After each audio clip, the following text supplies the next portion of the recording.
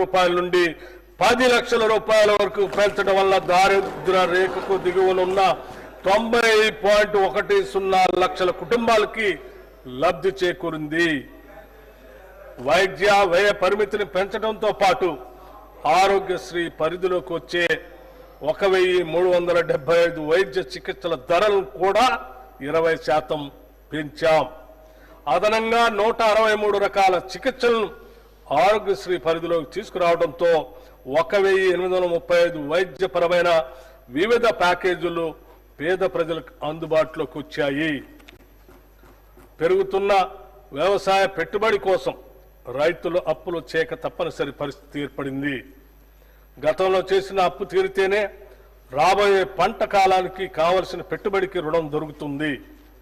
మన రైతన్నలకు ఇచ్చిన మాటకు కట్టుబడి మా ప్రభుత్వం వారిని రుణముక్తులు చేసింది. వారికి 2 లక్షల లోపు రుణాలను మాఫీ చేసింది.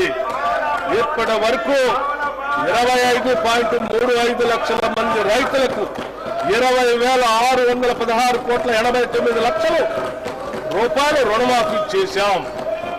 దీనివల్ల రైతులు మళ్లీ వ్యవసాయ రుణాలు పొందటానికి మార్గం సుగమమైంది.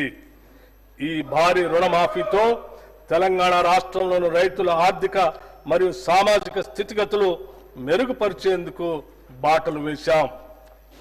రాష్ట్రంలోని రైతులు ఎరువులు, విత్తనాలు, వ్యవసాయ పనిముట్లు కొనుగోలు చేసేందుకు పెట్టుబడి సాయంగా మా ప్రభుత్వం 2025 జనవరి 26వ తేదీన తెలంగాణ రైతు భరోసా పథకాన్ని ప్రారంభించింది.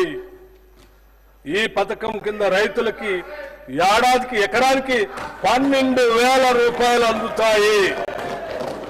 ప్రజాధనం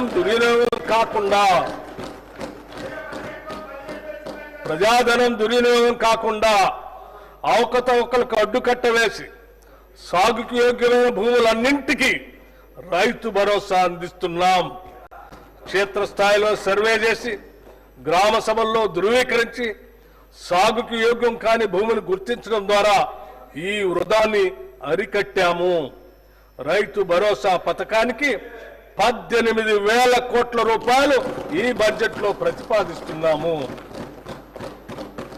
భూమి లేని వ్యవసాయ కూలీలు ఉపాధి దొరకని రోజుల్లో పస్తులుండే దీనస్థితి నుండి వారిని కాపాడేందుకు ఇందిరమ్మ ఆత్మీయ భరోసా